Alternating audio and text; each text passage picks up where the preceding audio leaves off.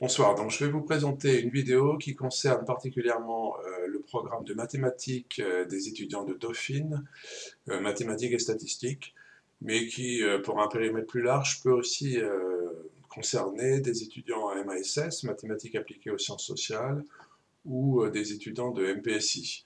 Bon, je vais me retirer de l'écran et je vais commencer cette présentation. Alors, les unités qui concernent la partie mathématique pour les étudiants de Dauphine, c'est essentiellement U13, U15, U33, U44. Donc, on va voir un peu plus en détail. Donc, la E13 est plus particulièrement reliée aux fonctions de deux variables. UE15 pour les calculs d'intégrales, UE33 pour l'algèbre, UE44 pour les statistiques. Alors, voici en fait un écran qui fait un peu plus le détail pour chaque unité. Et ce sont donc les parties qui seront couvertes entre nous lors des séances Skype ou des séances en direct. Donc pour l'U13, c'est surtout les fonctions de deux variables et l'optimisation.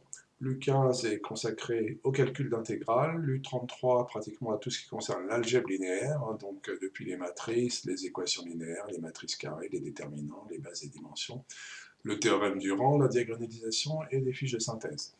L'U44, elle est plus, donc, comme on avait dit, orientée vers les statistiques, donc avec tout ce qui concerne les variables aléatoires, l'échantillonnage et l'estimation. Donc, on a en fait, dans cette vidéo, je voulais vous présenter d'abord la partie cours.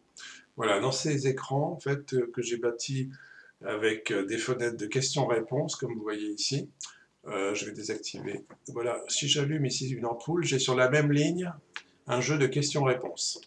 Donc j'ai la possibilité, avec ce tableau de bord, de pouvoir masquer certaines parties ou afficher certaines parties. Bien. Ici, en fait, je peux m'en servir aussi bien comme un produit pour exposer le cours, les parties de cours qui sont nécessaires, comme si l'étudiant en fait partait de zéro, ou bien au contraire me servir de ces écrans pour faire une validation des connaissances. C'est-à-dire qu'ici, l'étudiant peut me proposer des réponses. Et ensuite, on a la possibilité, en fonction des réponses, de les évaluer et de voir si c'est maîtrisé ou pas, de confirmer la bonne validation des connaissances. Donc on a tout un jeu de questions-réponses qui sont en fait, l'ensemble ici constitue une interface de cours qui couvre l'ensemble du cours nécessaire pour aborder les exercices qu'on verra ensuite. Donc je prends par exemple une question qui concerne, je vais désactiver toutes les questions et éclairer uniquement celles qui nous intéressent. On demande une définition par exemple. Qu'appelle-t-on une matrice symétrique, antisymétrique? Donc j'ai un point d'interrogation ici que j'active et qui va permettre de m'orienter vers un écran de réponse avec à la fois la définition étayée par un exemple. D'exemple de matrice symétrique, exemple de matrice antisymétrique. Ici, soit je reviens au cours, soit je reviens à l'interface des différentes unités, soit je reviens à la dernière diapositive. Donc on va s'intéresser par exemple à une autre question, celle-là je l'annule. Et qu'appelle-t-on une matrice nilpotente?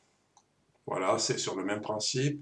J'appelle un écran qui m'appelle une définition d'une matrice nilpotente, et ici j'ai un exemple pour étayer la définition. Donc je reviens au cours. Je vais parcourir ici en naviguant sur les fenêtres de cours.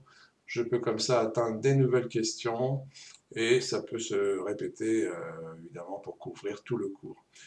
Ici, qu'appelle-t-on transposer d'une matrice? On va prendre un dernier exemple. Voilà la définition d'une transposition de matrice. Un exemple, et donc je reviens au cours. Alors, voilà, ça c'était une première approche. Maintenant, voyons les unités. Donc on a vu ici qu'il y avait différentes parties de cours. Donc pour chacun de ces éléments, en fait, j'ai une série d'exercices, des dizaines d'exercices bâtis sur des jeux d'énoncés et de solutions. Donc si je prends par exemple pour l'unité U3, voici un premier écran avec un jeu de questions-réponses, questions-solutions. Donc voilà, par exemple, il s'agit de déterminer des extrémas locaux de certaines fonctions. Donc on a A, B, C, D, E. Évidemment, on va reprendre les parties de cours nécessaires. Et ensuite, on va développer la solution et on va analyser la réponse qu'il fallait élaborer pour chacune des parties de l'énoncé. Donc, on a comme ça la possibilité de plusieurs jeux de questions-réponses pour chaque partie de chapitre. Donc là, je ne vais pas aller parcourir, évidemment, c'est juste une présentation et un survol, pour que vous voyez bien les produits et les outils qu'on utilisera dans nos séances en direct par Skype ou en direct à la maison. Donc ici, je prends de la même façon dans le chapitre base et dimensions. J'ai aussi un exemple avec ici une matrice, un endomorphisme F qui est rattaché à cette matrice dans la base canonique B1 de R3, et il s'agit de déterminer par exemple le noyau de cet endomorphisme. Donc évidemment, on y réfléchit, on pointe ensemble quelles sont les propriétés de cours nécessaires, les définitions à connaître, et on valide par une analyse et une bonne compréhension surtout de la solution. Donc je reviens aux unités, je vais prendre encore un exemple, par exemple le théorème du rang. Ici on a un énoncé, on nous demande dès la première question quel est le rang de F. On a simplement la connaissance de la matrice, et on nous dit que F c'est l'endomorphisme de R3 qui est associé à cette matrice.